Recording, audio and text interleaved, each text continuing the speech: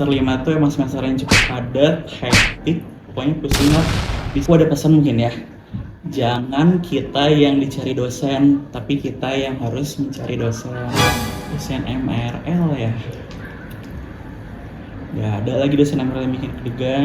Oh iya? Atau dosen luar yang ngajar MRL boleh nggak? Boleh, Bang.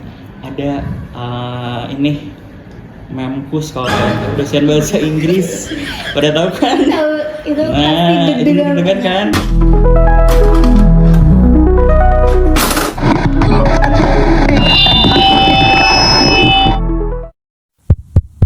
Halo semuanya, welcome back di MRL Station Volume 4 episode 2 podcastnya Anissa Rahmania Upi. Nah, aku Anissa Rahmania. Hari ini kita bakal ngobrolin sesuatu yang pasti relate banget buat kalian yang lagi di ujung masa kuliah nih, atau misalkan dari sekarang tuh udah penasaran setelah lulus tuh kita mau ngapain sih gitu. Wow. Nah, sebelumnya kan kita tuh punya slogan. Jadi slogannya tuh speak up, listen more. Oke, kita slogan bareng-bareng.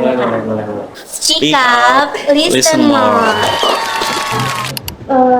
Jadi di episode 2 ini kita mengangkat tema life after graduation. Kedengarannya simpel ya, tapi di balik 3 kata itu pasti banyak banget yang mau kita bongkar bareng-bareng hari ini. Dari momen pertama lulus dan fase bingung mau ngapain sih setelah lulus. Terus soal adaptasi masuk dunia kerja, ekspektasi versus realita di dunia kerja, dan juga sama pertanyaan yang paling sering muncul di anak-anak MRL. Kalau lulusan MRL tuh sebenarnya bisa jadi apa aja sih nanti di dunia kerja. Nah, buat jawab semua, hari ini kita udah punya tamu yang spesial banget, yang udah buktiin sendiri caranya survive setelah lulus dari MRL. Nah, langsung aja sebelum masuk ke obrolannya, Mak boleh nggak kenalin diri dulu ke teman-teman MRL? Sekarang lagi ada kesibukan apa, kerja di mana, dan udah berapa lama lulus dari MRL? Halo semuanya, kenalin nama aku Risyad Muhammad. Kalau untuk kesibukan aku sekarang masih menjadi mahasiswa aktif. Kebetulan aku lagi lanjut studi. Kalau lulus dari MRL, aku wisuda tuh sekitar Oktober tahun lalu sih. Berarti sekitar 7 bulan, 8 bulan kali ya. Keren banget nih Kang di MRL Station. Gimana nih kabarnya hari ini? Sempat deg-degan nggak sebelum kesini tuh? Kabar alhamdulillah baik, sehat, deg-degan, enggak sih, nggak terlalu ya. Paling mungkin kangen ini lab MRL, udah lama nggak ke lab MRL. Iya banget. Iya. Langsung aja masuk ke obrolan Kang. Aku mau nanya nih Kang, kan Akang tadi lanjut ya studi. Iya. Setelah lulus tuh langsung lanjut studi. Tapi setelah lulus dari MRL, ada nggak kepikiran buat mau nyari kerja dulu atau langsung aja lanjut studi? Sempet sih aku ada kepikiran mau lanjut.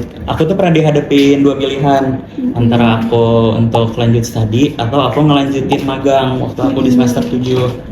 Ya emang agak struggle sih di situ buat tentuin pilihannya. Tapi akhirnya singkat cerita aku milih buat aku lanjut studi. Karena ya banyak pertimbangan dengan berbagai alasan. Akhirnya aku milih lanjut studi karena ya aku juga pengen memperdalam ilmu aku di pariwisata buat ngembangin karir lah untuk kedepannya. Oke. Tapi walaupun lanjut tadi, Akang masih punya pengalaman ya di magang Ada ya. di dunia kerja. Aku mau nanya, beda nggak sih teori di kelas sama praktek langsung di industri pas Akang lagi magang? Kalau dibilang beda pasti beda, tapi ada kaitannya juga. Jadi teori di kelas tuh sangat kepake banget buat di dunia kerja tuh. Kayak beberapa mata kuliah misalnya. Kalau aku mungkin dari pengalaman aku tuh bekerja freelance di bidang event organizer.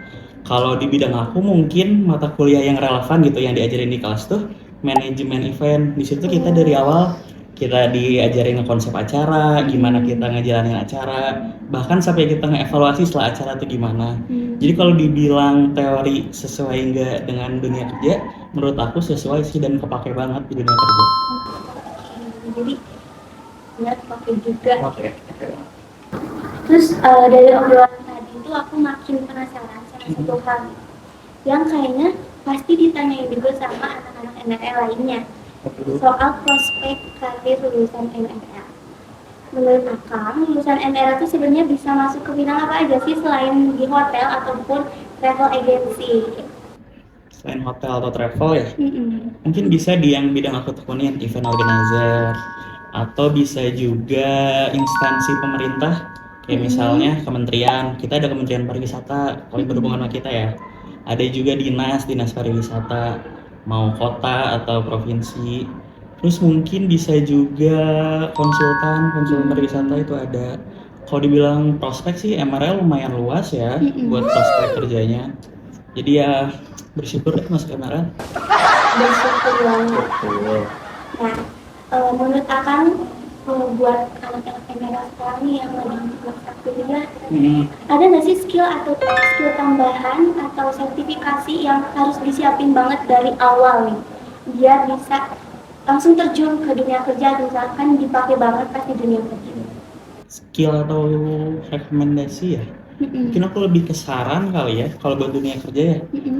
Yang pastinya gini, kita tuh kan di MRL ada program on the job training ya, OJT magang. Di situ tuh kadang kayak kayak ngarahin kita buat ke nanti kita dunia kerja. Jadi kita disitu harus pinter milihnya di OJT itu tuh minat kita di mana atau passion kita di mana. Misalnya kalau kayak aku senangnya itu di bidang hospitality, di bidang event. Jadi aku milih event di dunia magangnya pas OJT-nya. Dan untuk kerjanya itu rata-rata ya, walaupun gak semua, mayoritas pasti masih berhubungan sama magang itu. Kalau orang yang magang di hotel, habis itu rata-rata kerjanya tuh mereka ke hotel juga. Iya, kayak gitu. Oke. Nah, terus dari aku sendiri ada rekomendasi gitu kan untuk meningkatkan soft skill-nya anak-anak MRL. Kalau gini mungkin, kalau di MRL itu kan, kalau di kelas sudah pasti kita diajarin teori ya, teori. Habis itu kita tuh kan suka ada field trip.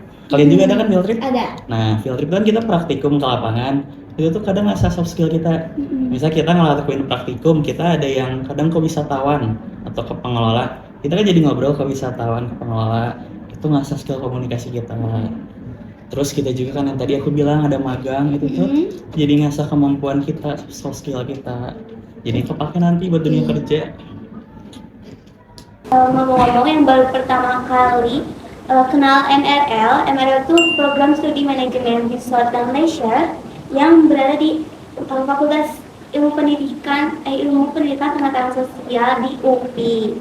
Nah, buat kalian yang masih kepo nih tentang MRL, kalian bisa follow IG MRL UPI dan terus pantauin IG-nya. Terus sekarang kita mau masuk ke bagian yang aku paling suka, karena ini tuh langsung pertanyaan dari teman-teman MRL yang ngisi question box di Instagram MRL, dan pertanyaannya tuh pada seru-seru dan bagus-bagus banget. Masa sih? Iya. Boleh. Jadi pertanyaan pertama, susah gak sih buat langsung dapat kerja undergraduate menurut kakak? Kalau menurut aku ya, sebenarnya kalau aku kan karena tadi aku nggak langsung kerja setelah lulus tuh. Tapi kalau aku ngelihat teman-teman aku kali ya, teman-teman aku yang dari MRL juga, mereka yang yang lulus bareng aku, mereka tuh kalau aku lihat gitu, sepenglihatan aku, karena mereka magang, misalnya mereka magang di hotel gitu, mereka tuh rata-rata itu kerjanya itu setelah itu tuh mereka di calling lagi sama hotelnya. Mereka jadi kerja di hotel itu lagi. Atau di event juga kadang ada teman aku juga yang dia magangnya di IO. Terus setelah itu kan mereka balik ke kampus ya, skripsi lagi. Habis skripsi setelah lulus mereka di calling lagi sama IO-nya itu. Berarti anak kita OJT itu jadi poin plus banget ya buat lulusan MRL. Iya, jadi kalau misalkan punya mungkin videonya bagus, ditarik lagi gitu. Betul, kayak gitu kurang lebih. Nah, terus pertanyaan yang kedua, menurut Akang kerja sesuai passion tapi gajinya kecil atau sebaliknya? Kalau menurut aku ya, kalau aku disuruh milih gitu berarti ya, kalau aku bakal lebih milih kerja nggak sesuai passion tapi pendapatannya lebih besar. Kenapa gitu? Karena menurut aku passion tuh cukup dijadiin hobi aja gitu buat kita jalanin yang kita sukain, berarti kan sesuai passion kita. Tapi kalau profesionalitas tuh pasti aku bakal cari yang terbaik sih. Jadi aku nggak yang melulu, nggak yang idealis soal passion aku, kebidahan aku di sini nih, aku pengen di situ walaupun gajinya kecil. Kalau aku sih kayak gitu. Jadi lebih milih yang lebih terbaik. Iya, yang terbaik. Ketiga, ini IPK tuh ngaruh nggak sih pas di dunia kerja? IPK ya. IPK sih kalau aku bilang ngaruh, IPK ngaruh di dunia kerja. IPK tuh ya dilirik juga oleh HRD, pasti dilirik. Tapi dengan IPK tersebut apa namanya? Walaupun kita IPK gitu, IPK besar, tetap harus dibarengin juga sama ini apa? Kita harus diiringin sama kemampuan kita, skill kita, ya keahlian kita, karena kita nggak bisa di dunia kerja tuh nggak bisa modal IPK besar aja, tapi kita juga harus punya skill dibarengin kayak gitu. Dan harus punya pengalaman. Nah, pengalaman penting banget, betul. Oke. Terus yang keempat, aku pernah nggak sih ikut interview gitu, dan boleh diceritain nggak pengalaman pas interview? Interview ya, aku waktu magang interview sih. Tapi waktu itu tuh interviewnya kayak nggak terlalu formal gitu, jadi kita kayak lebih ke ngobrol aja. Kita perkenalan, cerita kita kegiatan di kampus, terus kayak karena aku itu ke IO, aku ditanya kenapa aku milih masuk IO. Terus aku juga interview pernah kemarin waktu aku lanjut studi juga aku sempat interview. Di situ tuh ditanyain, aku langsung sama dosen interviewnya. Dan aku tuh ditanya kayak apa? Pengalaman OJT aku gimana waktu interview, pengalaman OJT-nya di mana, kayak gimana pengalamannya. Terus ditanya juga metode penelitian aku gimana, karena aku ke akademik kan waktu itu. Jadi aku ditanya yang kayak seputar gitu sih, lebih ke ngobrol. Jadi jangan takut interview, guys. Tenang aja. Aman ya itu. Aman. Yang kelima, apakah kehidupan setelah lulus itu sudah sesuai dengan yang akan harapin? Kehidupan setelah lulus ya, kalau sesuai dengan yang harapin pastinya belum sih, karena masih banyak lah cita-cita atau goals yang pengen dikejar. Jadi ya nikmatin prosesnya aja lah. Belum sih kalau sesuai harapan banget. Belum sesuai harapan. Iya. Makasih banget ya Kang udah jawab semua pertanyaan dari teman-teman MRL yang udah isi quizzing box di IG. Terus buat kalian yang mau ikut tanya-tanya di episode selanjutnya, terus pantauin aja IG MRL dan isi Q&A box-nya. Terus sekarang waktunya sesi yang paling ditunggu-tunggu, yaitu spin wheels. Jadi itu gampang banget kan. Jadi aku bakal putar rodanya, terus pertanyaan yang berhenti harus dijawab sama, nggak boleh ada yang di skip dan nggak ada yang boleh dijawab nggak tahu. Berarti aku diem nggak boleh? Iya nggak boleh, harus pokoknya wajib dijawab. Oke.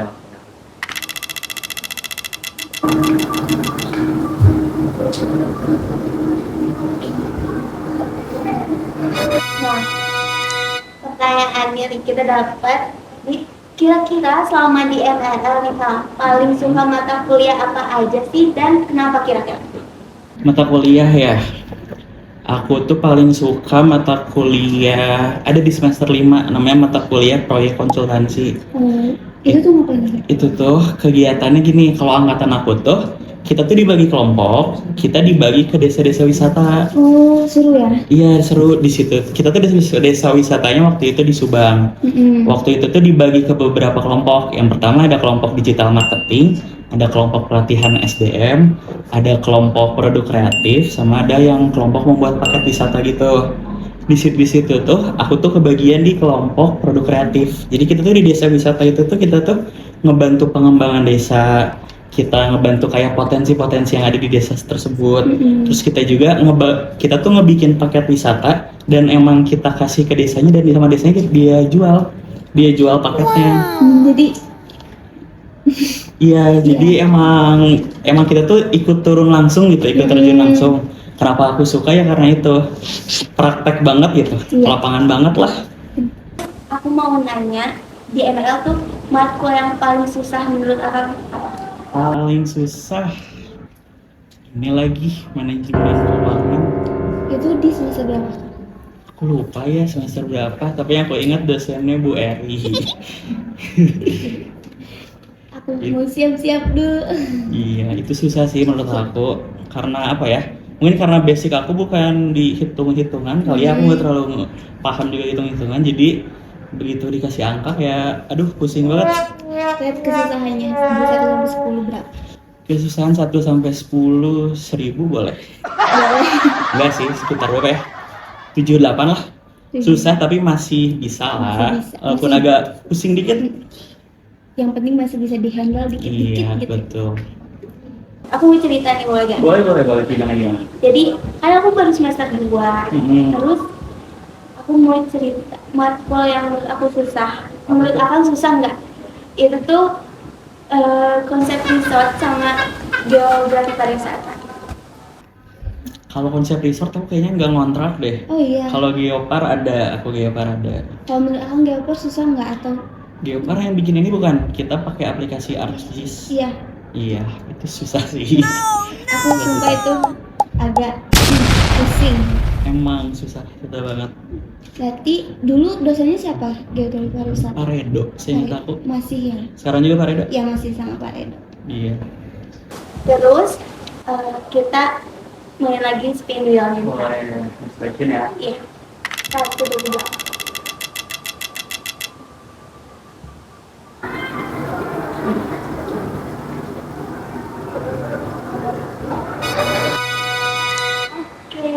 Oke, jadi pertanyaannya, apa satu hal yang menurut Akang jadi red flag pas lagi nyari kerja di industri hospitality? Flag ya. Mungkin betul red flag di kerjaannya gitu. Iya. Mungkin lingkungannya kali ya. Kalau lingkungan yang kayak isinya tuh judge semua, atau lingkungan yang misalnya kita bikin salah diomongin di belakang atau dijudge, atau lingkungan yang saling iri-irian mungkin itu kayak aduh, kayak kita kan kerja pagi sampai sore ya full day, kayak udah capek nggak sih kita berada di lingkungan itu juga. Iya. Udah capek kerja, terus di punya lingkungan yang nggak support kita gitu. Obatin kan.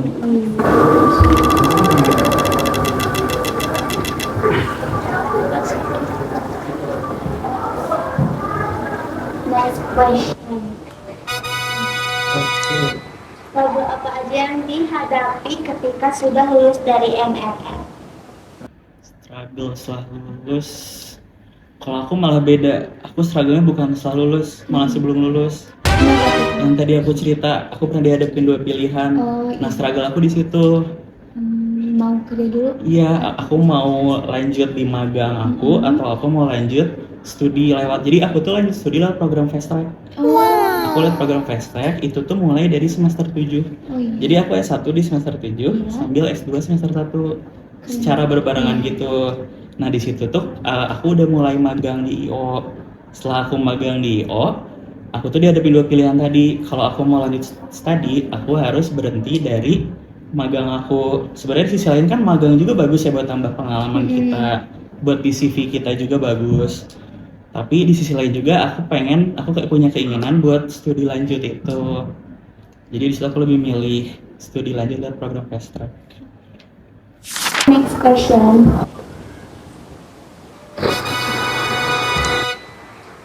Ya. Waduh. Siapa dosen MRL yang paling bikin Akang deg-degan pas mau masuk kelas, tapi sekarang malah kangen banget? Dosen MRL ya? Gak ada lagi dosen MRL yang bikin deg-degan. Oh iya? Atau dosen luar yang ngajar MRL boleh nggak? Boleh. Ada ini Memkus, kalau kalian tahu, dosen bahasa Inggris. Pada tahu kan? Tahu, itu pasti Nah, itu deg-degan deg-degan kan? Kalau kita ngobrol dikit ditanya, atau kita pokoknya kita ribut atau kita ngelakuin kesalahan pasti ditanya. Cuma kalau misalkan salah pronunciation tuh langsung what did she say? Nah, itu. Aduh, jadi deg-degan banget ya kalau misalkan mau ngobrol sama Memkus tuh. Kita kan sering tes depan kelas kan, depan teman-teman pasti sering kelas sama Memkus. Tapi ya dibilang kangen sih, kangen suasana itu. Kayak itu ngebantu kita jadi lebih pede kan. Yang tadi yang nggak berani ngomong bahasa Inggris Jadi bisa. Dan si deg-degan itu tuh malah menurut aku ya, karena semester 2 ini aku udah nggak sama Memkus.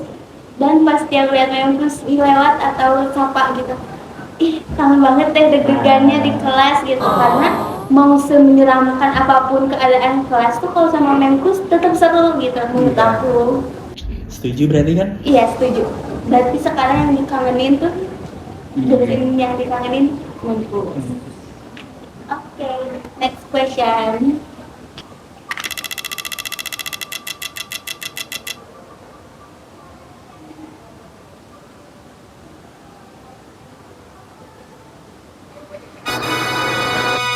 Sekarang kegiatannya tuh apa aja? Akang lagi study kan. Di kegiatan akang sama itu apa aja? Jalanin kalian.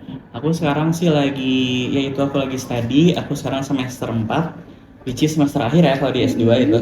Aku lagi nyusun tesis juga, kebetulan kemarin abis sempro, tinggal nanti ujian sidang.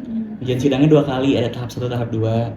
Selain itu aku juga suka ambil freelance di bidang event. Terakhir aku juga ada event konser musik. Konser musik Iya, itu kalau kalian tahu nggak apa-apa sebut. Enggak apa-apa. Aku kemarin freelance di Tahu-Tahu Fest, konser Tahu-Tahu Fest ya. Aku waktu itu dimegang di bidang hospitality-nya. Jadi yang ngurus riders, talent-talent artis-artis. Keren banget. Iya. Next question.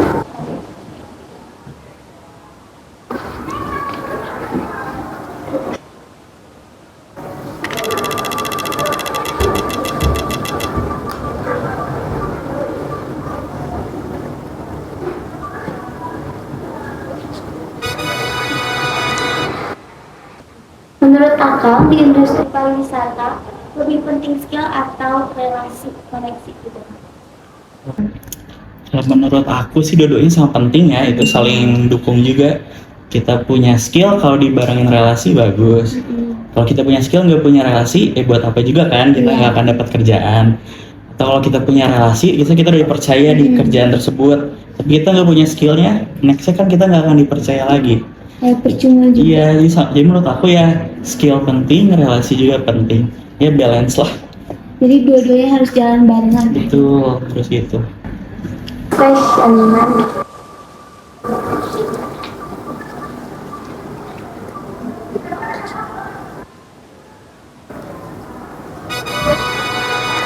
Pertanyaannya tentang tantangan terbesar apa sih yang sejauh ini sempat dilalui selama menjadi mahasiswa Enggara?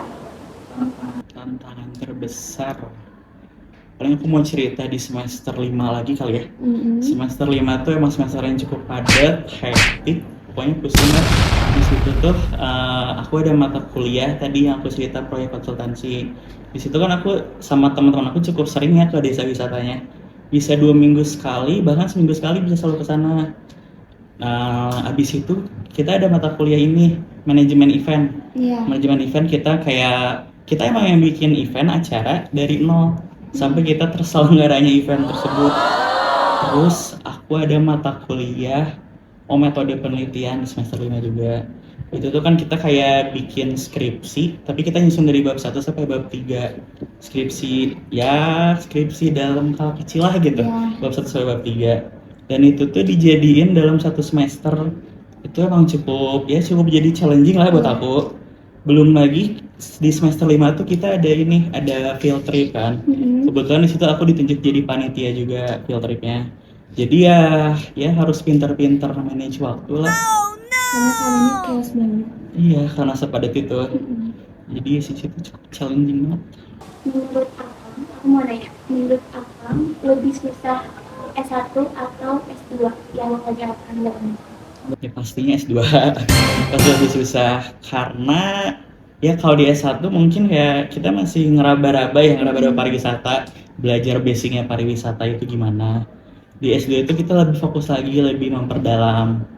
Jadi menurut aku S2 tuh lebih kompleks kali ya, lebih kompleks, iya, karena kita lebih memperdalam ilmunya. Jadi lebih susah, kalau bisa S2. Lebih susah S2. Terus aku mau tanya, pas semester 5 tuh Akang field trip kan? Akang field tripnya kemana? Semester 5 tuh aku ke Jogja, ke Gunung Kidul. Ke Jogja, Di situ tuh, aduh aku lupa lagi pokoknya kita tuh pakai ada beberapa mata kuliah juga biasanya gitu kan kalau praktikum di MRL. Di situ aku waktu itu kebagiannya kelompok aku praktikumnya ke Gua Pindul. Gue pindah. Iya, kita rafting kan di sana sambil penelitian. Aku bagian ke pengelola. Terus tapi kan Akang bilang Akang jadi panitia ya Hmm, di field trip pas semester 5. ya. Itu tadi di divisi apa? Aku divisi akorektra. Tahu nggak akorektra? Nggak tahu tuh. Akomodasi, rekreasi, transportasi. Itu tuh ngapain aja kamu? Kalau itu karena megang kayak istilahnya kita megang 3 job gitu dalam satu bidang. Akomodasinya kita cari hotel buat yang kita sama teman-teman kita nginep untuk field trip, cari akomodasi. Terus rekreasinya kita di sana tuh kita mencari gitu wisata-wisata apa aja sih yang bisa kita kunjungi, destinasi apa aja. Terus buat transportasi ya kita milih kita transportasi bakal menggunakan apa ke Jogja dan kita di situ milihnya pakai bus bareng-bareng. Kita lanjut. Jadi ada 2 pertanyaan lagi kan pakai email ini. Oke, Sampai next. habis juga itu. Nih.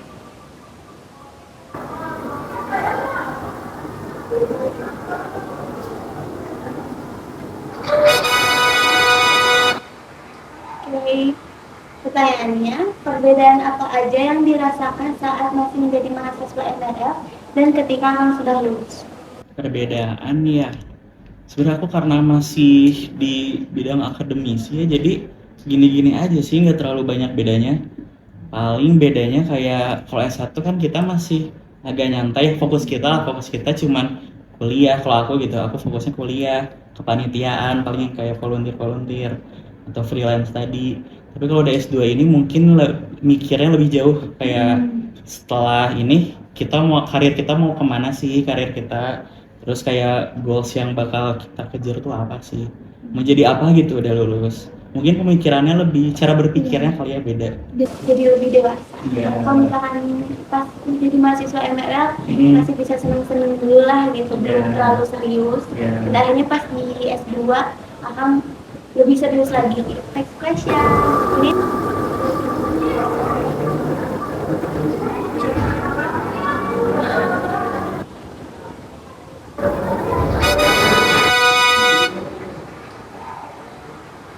last question.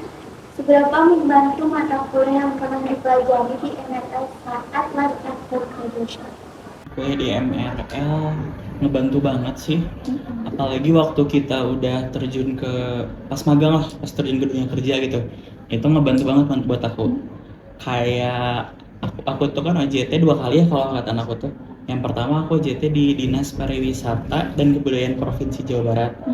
Itu tuh banyak mata kuliah yang relevan sama yang aku lakuin di sana. Contohnya manajemen destinasi, ada manajemen atraksi alam, manajemen atraksi budaya. Di situ tuh aku sering dibawa buat perjalanan dinas ke desa-desa wisata juga sama. Nah di situ tuh kita kayak kurang lebih sama kita ngasih rekomendasi buat pengembangan desa tersebut bagaimana. Jadinya kayak aku udah punya basic-basic gitu dari mata kuliah yang belajar di MRL. Pengetahuannya nggak nol banget lah. Karena sebelum juga punya project yang di semester 5 itu Iya, ya itu Kak? ngaruh banget. Oke, makasih banget nih Kang udah ngikutin game Spin Wheels kita. Iya. Kita tuh udah hampir di penghujung episode 2. Tapi sebelum wrap up, ada satu hal yang bikin aku penasaran banget. Tuh. Pesan akan selama menjadi mahasiswa MRL. Seneng sih pastinya jadi mahasiswa MRL, kayak banyak berkembang lah, apalagi dari diri sendiri ya banyak berkembang, baik dari segi komunikasi, kita karena lebih banyak interaksi ya kalau di MRL. Terus dari segi pengetahuan, pengalaman juga, kita pengalaman kan dapat dari yang kita magang. Karena MRL kan kita jadi OJT kan, terus dapat juga ya hal-hal yang seru sih kayak field trip sih buat aku berkesan banget. Yang seru banget. Aku Iya. juga pernah ngerasain kan. Pas semester 1 itu emang benar seru walaupun cuma keliling Bandung. Iya, apalagi kalau keluar Bandung kan Iya. lebih ramai. Emang field trip tuh kayak berkesan banget lah, kita ngelakuin praktikum juga, jadi ada sisi liburannya, ada sisi belajarnya juga. Best kan? Terus aku mau minta tips dari Akang yang beneran life changing banget buat mahasiswa MRL yang sekarang mungkin lagi skripsian dan gak punya minta duluan. Waduh, kena mental. Emang aku gak kena mental? Kayaknya Buat tips ya buat Iya. mahasiswa MRL. Mungkin ya pasti yang pertama semangat ya skripsiannya. Terus kalau aku boleh ngasih tips, aku ngasih saran, sering-sering buat bimbingan sama dosen pembimbing. Karena bimbingan tuh sebutuh itu, ya pokoknya kita dengan bimbingan tuh banyak lah hal yang kita dapat, kita ngobrol sama dosen pembimbing. Pokoknya jangan pernah takut bimbingan. Sama aku ada pesan mungkin ya. Jangan kita yang dicari dosen, tapi kita yang harus mencari dosen. terima kasih banget udah ngasih kesan dan tips nih buat anak-anak MRL yang lagi pusing-pusingnya skripsian gitu. Terus aku mau ngucapin makasih lagi buat Akang karena udah luangin waktu terus berbagi cerita buat kita-kita dan jawab semua pertanyaan hari ini. Terus Kang Richard tadi benar keren banget dari semua cerita yang Akang ceritain tadi, beneran kayak memotivasi, mungkin menginspirasi gitu. Semoga ya. Semoga ini episode kali ini tuh memotivasi anak-anak MRL lainnya. Terus semoga perjalanannya Kang Richard ke depannya makin oke dan makin banyak orang-orang terinspirasi. Dan buat kalian teman-teman MRL yang udah nyimak dari tadi, makasih banget udah luangin waktunya bareng kita di MRL Station episode kedua. Semoga obrolan hari ini nggak cuma jadi konten biasa, tapi juga jadi bekal nyata buat kalian menghadapi dunia setelah kampus. Stay tune buat episode selanjutnya, masih banyak tema seru yang bakal kita bahas. Jangan lupa follow MRL UPI di Instagram dan pantau terus MRL Station ya. Dadah. Terus Bye-bye. sebelum terakhir nih kita slogan lagi Kak. Mau lagi, boleh. Speak up, listen more. Terima kasih ya. Terima kasih banget Kang.